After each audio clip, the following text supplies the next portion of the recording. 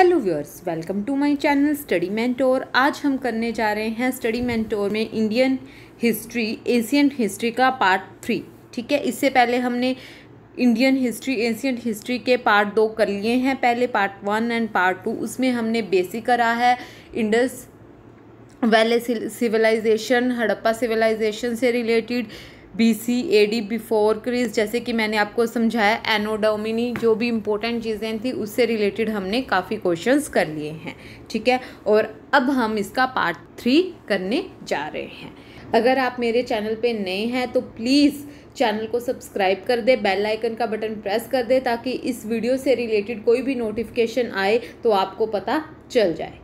ठीक है, अगर आपको मेरी वीडियो अच्छी लगे तो प्लीज़ वीडियो को लाइक ज़रूर कर देना और ज़्यादा से ज़्यादा शेयर करना, ताकि ये वीडियो और भी स्टूडेंट्स तक ये वीडियो पहुंच सके। इससे पहले कि हम वीडियो स्टार्ट करें, मैं आपको बताना चाहूँगी कि जो ये इंडियन हिस्ट्री है, ये सिर्फ पंजाब के कॉम्पिटिटिव एग्ज़ाम के लिए ही इम्पोर्टेंट नहीं है। ये इंडिया लेवल के जो भी एग्ज़ाम हैं उनमें भी इस तरह से क्वेश्चन, इससे रिलेटेड क्वेश्चन पूछे जाते हैं।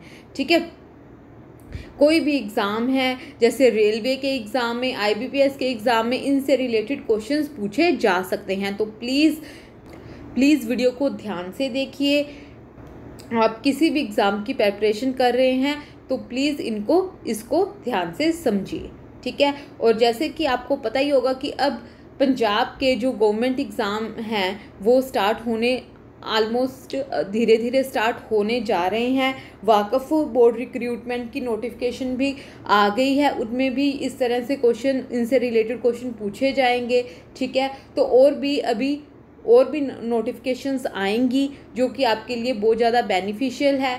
जल्द ही अब सारी वैकेंसीज, जैसे कि पंजाब के पटवारी का एग्ज़ाम है, और भी जो PCS का एग्ज़ाम है, और भी जो कई रिक्रूटमेंट आने वाली हैं और कई आ चुकी हैं, उनमें ये क्वेश्चंस इंडियन हिस्ट्री से रिलेटेड GK के क्वेश्चंस पूछे ही जाते हैं। तो प्लीज़ वीडियो को ध्यान से देखिए। और जैसे कि मैंने आपको पहले वाली वीडियोस में भी बोला है कि जो इम्पोर्टेंट पॉइंट्स हैं, जो मैं आपको कहती हूँ, प्लीज़ उनको नोट कर लीजिए, क्योंकि जो क्वेश्चंस बनते हैं, जो इम्पोर्टेंट पॉइंट्स हैं, मैं आपको साथ के साथ बता देती हूँ। उनको आप एक अलग कॉपी पे नोट कर लीजिए ताकि आपको याद रह सके। ठीक है, अब हम स्टार्ट करने जा रहे हैं।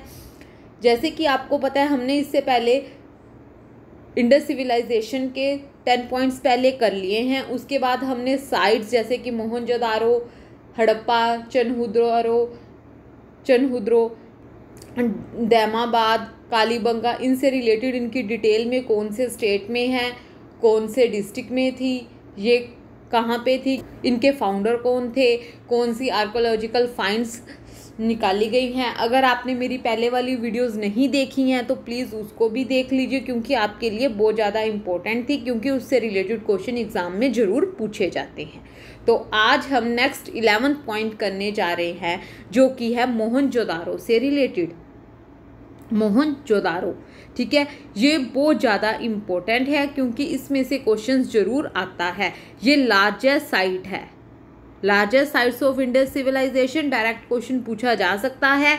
मोहनजोदारो, ग्रेट बाथ मोहनजोदारो, ठीक है, ग्रेट ग्रेनरी मोहनजोदारो, इस तरह से जो रिलेटेड क्वेश्चन है एग्जाम में, मोहनजोदारो से रिलेटेड क्वेश्चंस इंपॉर्टेंट हो जाते हैं एग्जाम के पॉइंट ऑफ व्यू से। ठीक है, तो प्लीज़ मोहनजोदारो बहुत ज़्यादा इंपॉर्टेंट है, largest site of Indus civilization. ठीक है, और ग्रेट ग्रेनरी, ग्रेट बाथ, ये तीनों चीज़ें इससे रिलेटेड बहुत ज़्यादा इम्पोर्टेंट है। ठीक है, इसके बाद है हमारे पास राखीगढ़ी। राखीगढ़ी क्यों इम्पोर्टेंट है? क्योंकि ये इंडियन साइट है जो लार्जेस्ट इंडस सिविलाइजेशन की। ठीक है, जो इंडिया में इंडियन साइट है जो लार्जेस्ट साइट, वो कौन सी है? राखीगढ़ी, इंडस सिविलाइजेशन की largest Indian site, that is Rakhigarhi. ठीक है, समझ में आ गया ये क्यों इम्पोर्टेंट है? राखीगढ़ी इंडिया की लार्जेस्ट साइट है इंडस सिविलाइजेशन की, इम्पोर्टेंट है ये भी और ये भी। ठीक है, चले आगे। अब हम बात करते हैं जो इंडस वैली सिविलाइजेशन है या हड़प्पा सिविलाइजेशन है, उसमें क्या क्या मेन फीचर्स सिटीज़ में पाए गए हैं, क्या क्या मिला है। ठीक है, तो सबसे पहले पॉइंट पे है वेरी वेरी इंपॉर्टेंट कि जो यहाँ पे systematic town planning on the lines of grid system. अब ग्रिड सिस्टम जैसे कि हॉरिजॉन्टली और वर्टिकली, जैसे कि ये देखो इस तरह से ये टाउन्स बने हुए थे, ठीक है, जैसे यहाँ पर घर है, यहाँ पर घर है, इस तरह से मीन्स हॉरिजॉन्टली और वर्टिकली ये जो टाउन प्लानिंग की गई थी उस टाइम पे ये सिस्टेमेटिकली करी हुई थी, ठीक है, ग्रिड सिस्टम में करी हुई थी। अब सेकंड पॉइंट है इसका use of burn brick in construction, ठीक है, बर्न ब्रिक का यूज उस टाइम पे कंस्ट्रक्शन में किया जाता था वो, ठीक है, क्लियर हो गया। सिस्टेमेटिक टाउन प्लानिंग और use of burn brick in construction, important है ये पॉइंट, ठीक है, क्लियर है। चलें आगे। अब थर्ड पॉइंट है हमारे पास अंडरग्राउंड ड्रेनेज सिस्टम। उस टाइम पे जो ड्रेनेज सिस्टम था अंडरग्राउंड था। आप सोच के देखो कि कौन सा ईयर है, 2500 टू 1750 BC चल रहा था उस टाइम पे, और उस टाइम पे ये फैसिलिटीज प्रोवाइड थी, systematic town planning, grid system, burn brick use होते थे कंस्ट्रक्शन में, और अंडरग्राउंड ड्रेनेज सिस्टम उस टाइम पे यूज़ होता था, जो कि हमें मिला है ग्यांट वाटर रिजर्वर इन धोलावीरा में, ठीक है। ये सारी उस टाइम पे फैसिलिटीज़ अवेलेबल थी, ठीक है, तो बहुत ज़्यादा इम्पोर्टेंट है आपके लिए, इससे रिलेटेड क्वेश्चंस पूछे जा सकते हैं। नेक्स्ट फोर्थ पॉइंट है हमारे पास फोर्टिफाइड सिटाडिल, ठीक है, इसमें फोर्टिफाइड सिटाडिल, मैंने जैसे कि आपको बोला था कि चनहुद्रो में सिटाडिल नहीं है, ये क्वेश्चन भी एग्जाम में पूछा जा सकता है कि कौन सी साइट में सिटाडिल नहीं है, that is Chanhudaro, very very important, और जो मतलब हर साइट में सिटाडिल मिले हुए हैं, ठीक है, सिटाडिल मीन्स किले गढ़ वहां पर बने हुए थे, ठीक है, क्लियर है, समझ में आ गया। सबसे पहला पॉइंट हमने आज के दिन में, आज का हमारा सबसे पहला पॉइंट था largest site of Indus civilization, ठीक है, largest site of Indus civilization कौन सी है, मोहनजोदारो, बट इंडिया में लार्जेस्ट साइट कौन सी है, इस राखी गढ़ी, इंडिया में इंडस सिविलाइजेशन की राखी गढ़ी। ये क्वेश्चन एग्जाम में आ सकता है, अगर ऑप्शन में मोहनजोदारो हो गया तो सारे ये ही लगा के आएंगे, और अगर राखी गढ़ी आ गया, मोहनजोदारो ना हुआ, तो जिनको नहीं पता होगा तो वो बच्चे कहेंगे कि मोहनजोदारो ऑप्शन में नहीं था, तो ये क्वेश्चन ही गलत है। तो प्लीज़ ये पॉइंट नोट कर लीजिए, एग्जाम में अगर थोड़ा टफ लेवल आता है या बच्चों को कंफ्यूज करता है, स्टूडेंट्स को कंफ्यूजन क्रिएट करता है, तो इस तरह से क्वेश्चन जरूर बन सकता है। और फीचर्स कौन कौन से सिटीज़ में पाए गए हैं, सबसे पहला systematic town planning on the lines of grid system, burn brick use हुई थी कंस्ट्रक्शन में, अंडरग्राउंड ड्रेनेज सिस्टम यूज होता था, और फोर्टिफाइड सिटाडेल थे, ठीक है, क्लियर। चले आगे, समझ में आ गया आप सबको। चलो नेक्स्ट है हमारे पास सुरकुतोड़ा, सुरकोतड़ा, कच्छ डिस्ट्रिक्ट गुजरात में है, the only Indus site where the remains of a horse have actually been found. Surkotada में, जो कि कहाँ पर है, गुजरात कच्छ में, ये सिर्फ साइट है जहाँ पर हॉर्स के रिमेन्स पाए गए हैं, सिर्फ यहीं पे। अगर ये क्वेश्चन एग्जाम में पूछा जाए कि हॉर्स के रिमेन्स कहाँ पर पाए गए हैं, दैट इज सुरकुतोड़ा, सुरकुताड़ा, ठीक है, the only Indus site where the remains of a horse have been actually been found, clear, समझ में आ गया। गुजरात के कच्छ में सुरकुतोड़ा था, सुरकुतोड़ा वहाँ पर इंडस सिविलाइजेशन में, इंडस सिविलाइजेशन साइट के हॉर्स के रिमेन्स पाए गए हैं, क्लियर। चलें आगे, नेक्स्ट पॉइंट है हमारे पास the most commonly found figure is that of mother goddess. ये भी मैंने आपको उस कल वाली क्लास में करवाया था, अगर आपको नहीं आपने वो सुना लेक्चर, इम्पोर्टेंट है, क्या कुछ हमने आर्कोलॉजिकल साइट्स में क्या कुछ फाइंड किया, ठीक है, इम्पोर्टेंट है, कौन कौन सी साइट में क्या कुछ मिला, उससे रिलेटेड क्वेश्चन एग्जाम में पूछे जा सकते हैं। तो अगर आपने मेरी वो वीडियो नहीं देखी है तो प्लीज़ देख लीजिए, नोट कर लीजिए, क्योंकि हर साइट में कुछ थोड़े थोड़े डिफरेंस में, जैसे कि 6 ग्रेनरी हड़प्पा में पाई गई है, ग्रेट ग्रेनरी मोहनजोदारो में, इस तरह से थोड़ा थोड़े डिफरेंस में पाया गया है तो उस चीज़ को आपको नोट करना पड़ेगा, समझना पड़ेगा, याद करना पड़ेगा। तो हमारे पास अब है found figure is that of mother goddess, मातृ देवी और शक्ति। मोस्टली हर साइट में मदर गॉडेस की फिगर फाउंड की गई है। ठीक है, ये मैंने आपको अपने लास्ट वाले लेक्चर में भी बताया था कि मदर गॉडेस की फिगर जो कि पाई गई है। There is evidence of prevalence of yoni, female sex organ worship. ठीक है, यहाँ पे मदर गॉडेस की पूजा की जाती थी और योनी की पूजा की जाती थी। ठीक है, चले आगे, समझ में आ गया आपको। नेक्स्ट है हमारे पास chief male deity was the Pashupati Mahadev that is lord of animal. ठीक है, वहाँ पर जो मेन, एक तरह से आपको बताया जाए कि मेन जो भगवान माना जाता था मेल्स में, पाशुपति महादेव को माना जाता था, जिसे कि लॉर्ड ऑफ एनिमल भी कहा जाता था। ठीक है, अगर क्वेश्चन में पूछा जाए आपको एग्जाम में, main chief male of deity किसे कहा जाता था? Pashupati Mahadev. Lord of animal किसे कहा जाता था? पाशुपति महादेव और शिवा। ठीक है, और represented in seal as a sitting in yogic posture. जो हमें सील मिले हैं इसके, तो किसके पोस्चर में मिले हैं? इनके सिटिंग योगिक पोस्चर में मिले हैं। He is surrounded by 4 animal, ये भी इंपॉर्टेंट है। इनके जो 4 एनिमल्स, उनके सराउंडेड कौन कौन से? Elephant, tiger, रहीनो and buffalo. ये क्वेश्चन भी एग्जाम में पूछा जा सकता है कि कौन कौन से एनिमल जो इनके सराउंडेड होते थे। एलिफेंट, टाइगर, रहीनो एंड बफेलो और 2 डियर जो कि अपीयर एट हिज फीट। ये चीज़ आप नोट कर लीजिए, एग्जाम में पूछी जा सकती है।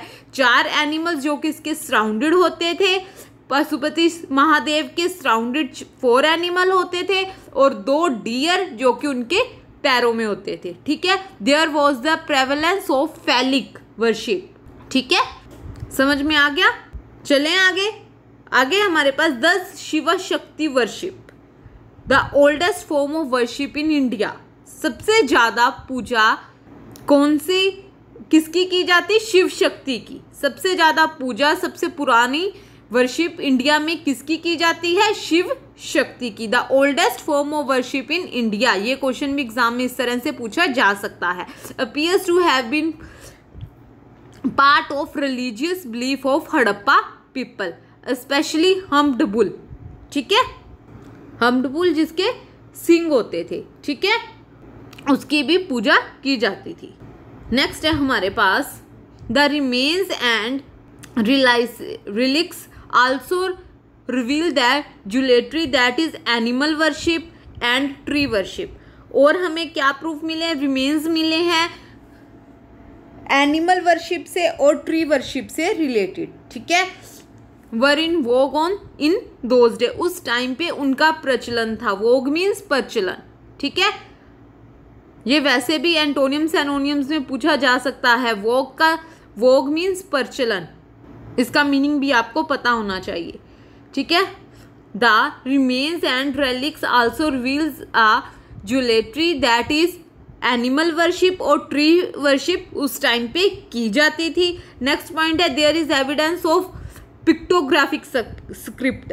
ठीक है, there is the evidence of pictographic script. ये तो आप सबको में भी पता ही होगा कि हड़प्पा सिविलाइजेशन में, इंडस सिविलाइजेशन में पिक्टोग्राफिक स्क्रिप्ट का यूज होता था। ठीक है, वो हमें मिले हैं। The script has not been deciphered so far but overlap of letter on some of the portraits from Kalibanga show that writing was boustrophedon और फ्रॉम राइट टू लेफ्ट और from left to right in alternate lines.